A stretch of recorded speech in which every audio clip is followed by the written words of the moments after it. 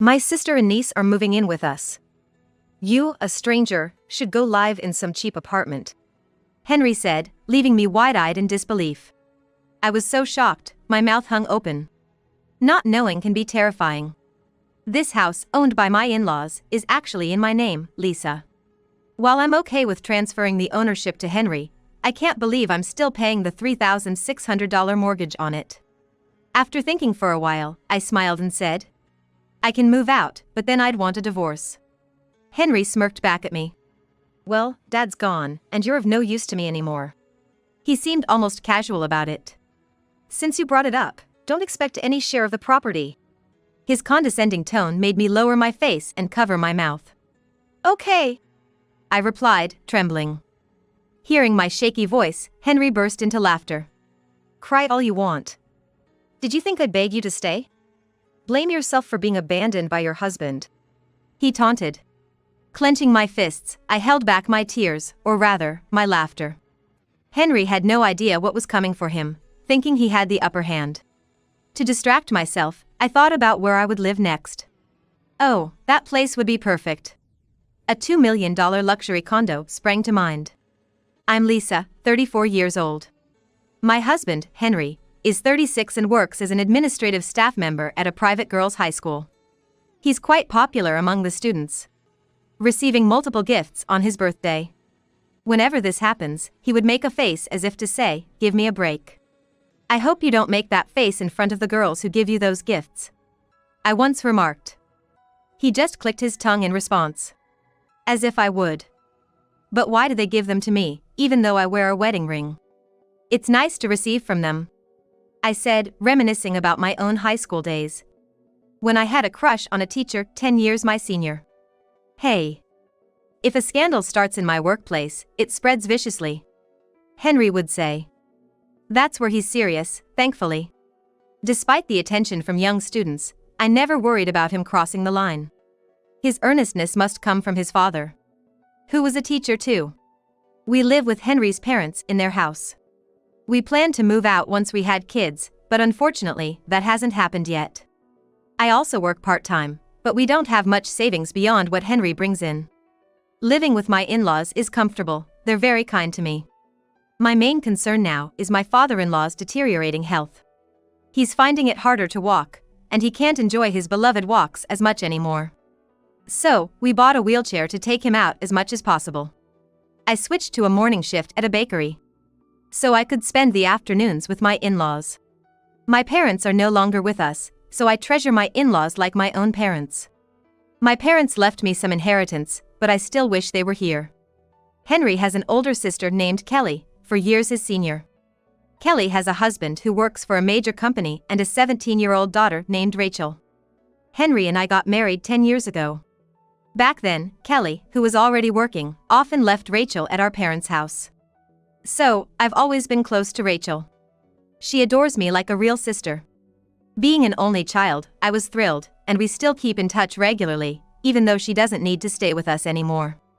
In contrast, Kelly and I never really got along. From the first time I met her parents, I didn't have a good impression of Kelly. The first thing she said to me was, "I thought he would choose someone cuter," and she laughed. Henry didn't defend me. If his parents hadn't been angry with Kelly at that time, I probably wouldn't have married Henry. I don't choose just by looks. What's inside matters to me for marriage," Henry later said, trying to make amends, but it didn't resonate with me. I felt his parents cared for me more as they immediately got angry on my behalf. That's when I decided I wanted to repay my in-laws for their kindness, as I couldn't do so for my own parents. Recently, Kelly often comes back home. She doesn't talk to me about it, but I overhear her talking to Henry and his parents. Apparently, Kelly and her husband are constantly fighting. Despite both working, she gets nagged for not doing enough housework. "Well, if I had a part-time job like Lisa, I could handle the housework too. But I work full-time," she said snidely, glancing at me. That's how Kelly always is, comparing herself to me. She's probably been competing with me since her parents defended me when we first met. And because Henry ended up defending me, her anger only grew. Lisa only manages because her mom helps her. If she were alone, she wouldn't cope at all. Henry chimed in, and Kelly laughed. Right, Lisa doesn't even have kids and gets help from mom. It's a given Lisa can handle the household chores. Seriously, she's not even doing that well. Kelly's doing better, right? The two of them laughed at me. But when our eyes met with my mother-in-law's cold gaze, Henry quickly cleared his throat. But Lisa's really trying hard, you know. She's been taking care of Dad since his legs got bad. Ignoring Kelly's surprised look, I went to the bedroom. Worried, I called Rachel. She said calmly, "Oh, that's just Mom being unreasonable." She could do household chores while Rachel was at school, but for some reason, she didn't. From what Rachel said, it didn't seem like she was being unfairly scolded. Henry generally sides with Kelly. Kelly is competitive with me, and it seems like Henry is competitive with his brother-in-law who works at a prestigious company. But in my opinion, Henry is clearly losing. His brother-in-law contributes much more financially to his family. It's not about earning less. It's about how much of their salary they spend on their family. I don't know the exact details of Henry's income. And he doesn't seem to know or care about how much money I have or earn from my part-time job. I just wish he would contribute enough to live comfortably within his means. I don't even know what he does with the rest of his salary. Sometimes he comes home late, saying like, out with colleagues. Whether that's true or not, I don't know, but Henry, who dislikes being the subject of students' rumors, wouldn't cheat. At least, that's what I believed. Henry contributes $2,000 to the household. Normally, this would barely be enough to live on. This alone could be a reason for constant fights or even divorce. It's my family's house, so we don't need rent, right? But really, $2,000 is a bit. Why don't you ask your parents to contribute to the living expenses? It's not about that. It seemed like he just couldn't understand what I was trying to say. I wasn't asking him to support all three of us alone. But his words and attitude showed a lack of responsibility towards the family. You can say such things after you have kids like Kelly. He added, knowing it would hurt me. I realized then that my husband could care for his sister, but not his wife. Meanwhile, my father-in-law's legs were getting worse. Our house, surrounded by slopes, wasn't suitable for wheelchair use. Why don't we move? I proposed to my in-laws when Henry wasn't around. But the budget. We can use the money from selling this house, and I'll pay the remaining loan. I offered. My in-laws exchanged glances. But Lisa, you shouldn't have to bear such costs. You're already contributing more to the living expenses than Henry, aren't you? My mother-in-law said apologetically. It's okay, I assured her. I have an inheritance from my parents. Using it for you would make them happy. By then, I may have lost almost all my love for Henry. But I still liked my in-laws and wanted to continue living with them. We talked to Henry, and we all decided to move to a new house. We remodeled it for accessibility, with handrails installed for my father-in-law's ease. I think the new house is much more comfortable for him. In the old house, even going to the bathroom was difficult, but here, he can go safely. Initially, my in-laws were hesitant, but they relaxed when I agreed to one condition: keeping the new house in my name, without telling Henry. Also, they didn't want Henry to know about my inheritance. If Henry learns about your money, he'll rely on you even more. We can't allow that. My father-in-law said. He was trying to protect me from Henry relying on my parents' inheritance, which touched me deeply. I wish I was healthier and not such a burden. My father-in-law apologized. I waved my hands. It's not a burden at all. I look forward to our daily walks. My words were met with a warm smile from my father-in-law. Thank you. My father-in-law has lost his appetite and weight since he couldn't walk much. I hoped the new environment would help him regain his health. I truly wished for it from the bottom of my heart. Wow, what a beautiful house! Kelly exclaimed during a visit, walking around without restraint. She tapped on the handrails. But these handrails are in the way. They ruin the look. I think my father-in-law's safety is more important than how it looks. She didn't like my response and just snorted, saying nothing more. We always keep the toilet seat up to make it easier for my father-in-law. We clean regularly to avoid any odors. Lowering the seat means bending or squatting, which is hard for him. Despite explaining this to Kelly, she keeps closing it. No matter how many times I explained, she wouldn't stop. Once, I heard a loud crash from the bathroom. My father-in-law had fallen while trying to open the seat. I heard that he lost his balance while trying to open the toilet lid. "I've told you not to close it," I said sternly to Kelly while helping him up. I couldn't forgive her this time, even if she was my sister-in-law. Thankfully, he wasn't seriously hurt, but that wasn't the point. But leaving the toilet lid open is unhygienic, isn't it? And it's not good for feng shui to leave it like that. That's not the point. "Kelly, do you want to hurt Dad?" This time, it was my usually calm mother-in-law who was angry. "Mom. Kelly didn't mean any harm." "Exactly. It's an exaggeration to say I would hurt Dad." Kelly laughed. But my mother-in-law's anger didn't subside. "Get out, right now," she demanded, driving Kelly away. For a while, we could live in peace. But my relief was short-lived. Soon after, we discovered my father-in-law had cancer. It had already spread throughout his body by the time it was found. There was nothing we could do, and he passed away just 6 months later. After the funeral, I overheard a conversation from the living room that shocked me. "Now that Dad's gone, this house will be yours, right?" "I wonder. Maybe it's left to Mom?" Henry speculated. My mother-in-law's face tensed up too. "But it's good he didn't suffer long. Caring for him would have been hard, right?" "Well, yeah. But we have a handy housekeeper here." "Oh, that's harsh." I quickly grabbed my mother-in-law's wrist as she moved to open the living room door, shaking my head to signal her not to show her anger. "Maybe Rachel and I should move in too," Kelly said cheerily inside. I'm sure I looked as angry as I felt. And I had another reason to be angry at Henry. When preparing for the funeral, I found receipts from questionable establishments while organizing his suits. There were several of them in his bag. The addresses were far away, probably thinking they wouldn't be traced back to his school or the students. The thought of him using the money he didn't bring home on such things infuriated me. By then, I was already planning how to kick Henry out of the house. "My sister and niece are moving in. You, a stranger, can go live in some cheap apartment," Henry suddenly announced a few days after the funeral ended. I was stunned, unable to comprehend what he was saying. Apparently, Kelly and her husband had been fighting, and she decided to move back to her parents' house, thinking her husband would apologize and ask them to come back. "Oh, I see, that's her plan." I never thought they would try to kick me out. But Henry was unaware that the house was in my name. And I've been paying the $3,600 mortgage on it. Though I had only thought of ways to get Henry out. Now I realized another option. I smiled. "I'll move out, but then I want a divorce."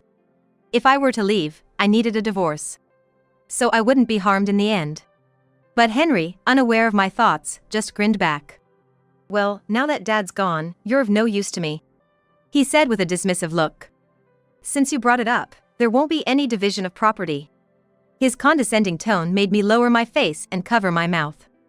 "Okay," I replied, trembling. Hearing my shaky voice, Henry laughed loudly. "Cry all you want. Did you think I'd beg you to stay?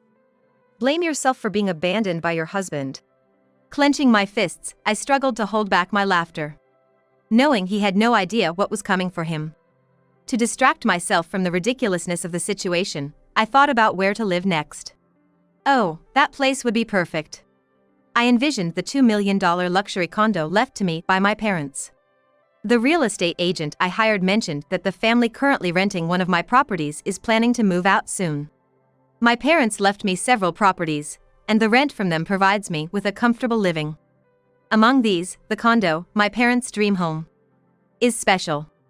I wasn't very interested in it before, but living in the last home my parents stayed in doesn't seem like a bad idea. However, I'm worried about something. If I move there, I'll end up living with my mother-in-law and Rachel.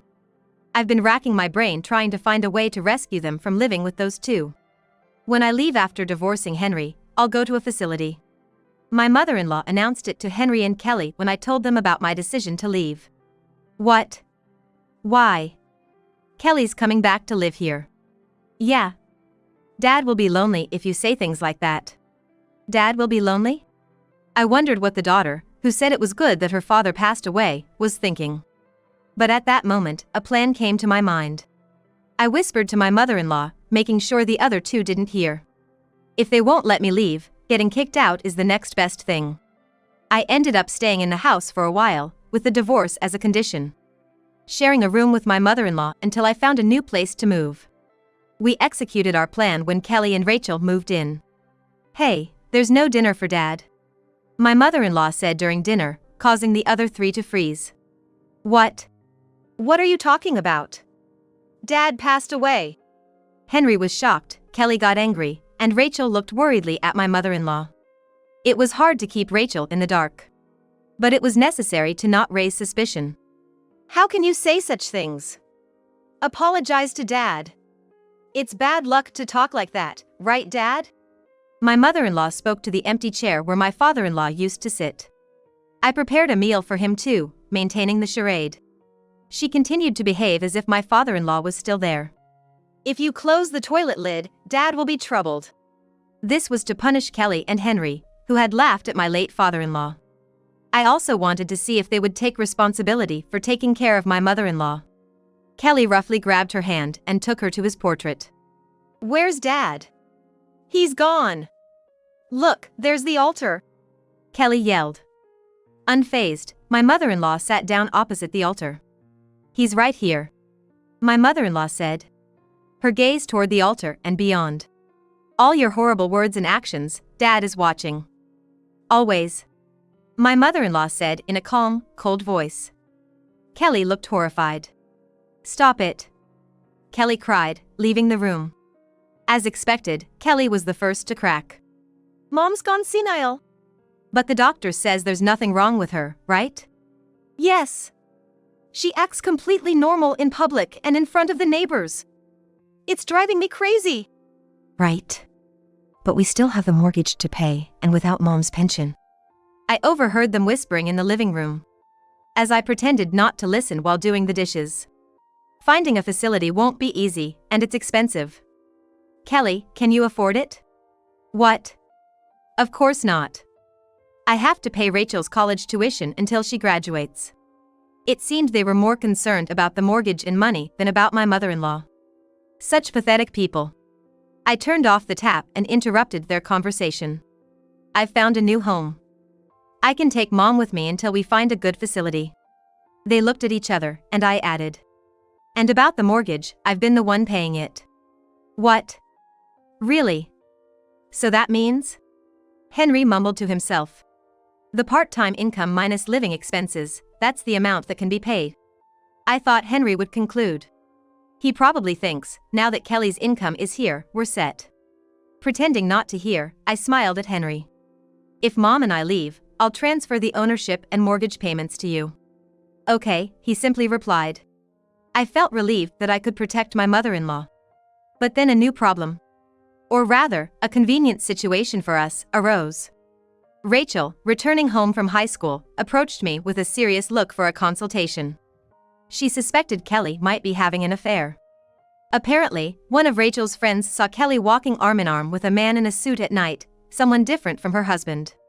The friend, who knew Rachel's dad, confided in Rachel that it was definitely not her father. On further inquiry, I learned these sightings happened while Rachel was at school. Kelly's neglect of household responsibilities wasn't because she was a mother or working. It was due to her affairs during the hours Rachel was away. I assured Rachel, "Leave this matter to me," and made her promise not to tell anyone.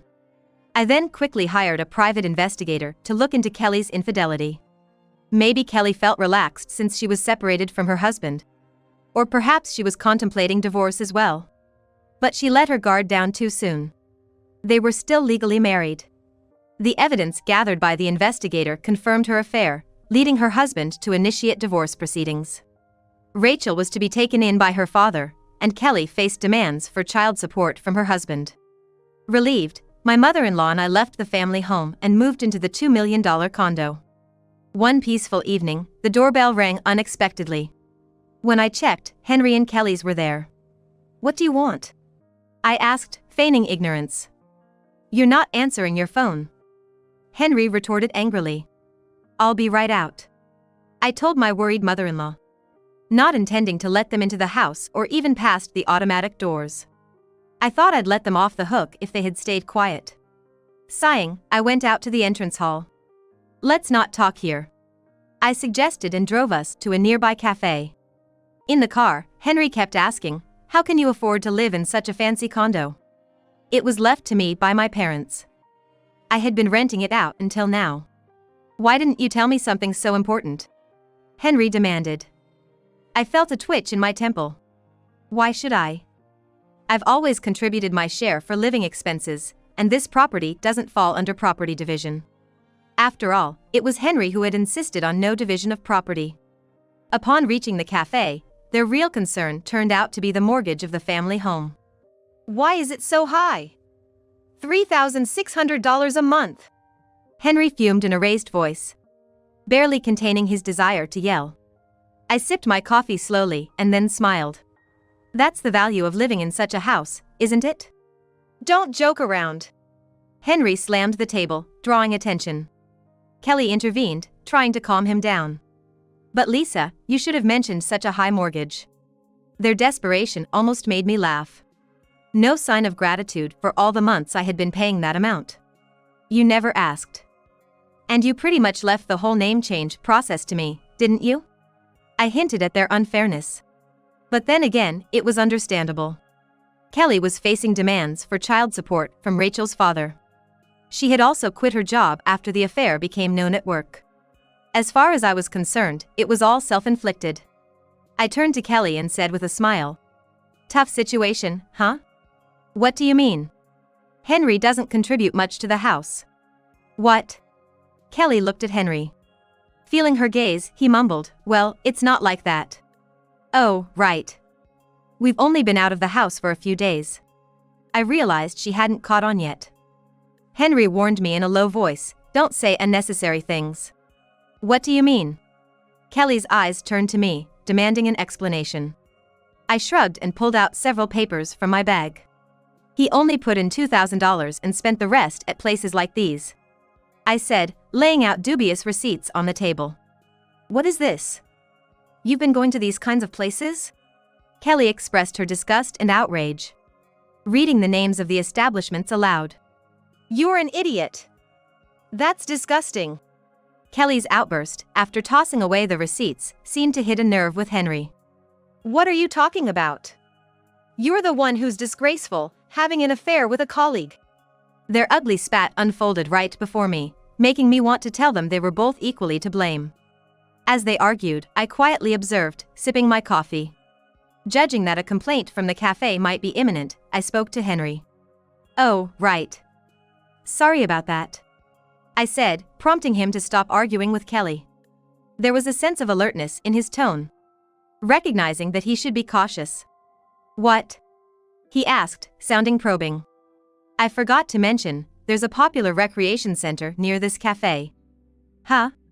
They both looked at me puzzled, not grasping my point yet. "Many students hang out here after school." I leaned in and whispered to Henry. "See, familiar uniforms everywhere. I wonder how many of them are here." Suddenly, Henry stood up with a loud noise, noticing the gazes of the girls around us. I could hear their giggling. My choice of this cafe had finally sunk in for him. "Just so you know, I didn't raise my voice." Standing, Henry looked down, trembling. His hand on the table was clenched so tightly it turned white. "Thanks for embarrassing yourself. School tomorrow should be interesting," I said, leaning in and grinning at him. He collapsed to the floor in defeat. Eventually, the family home was put up for sale, and Henry and Kelly moved to an old, small apartment. Kelly struggled to find a new job, and Henry resigned from the girls' school.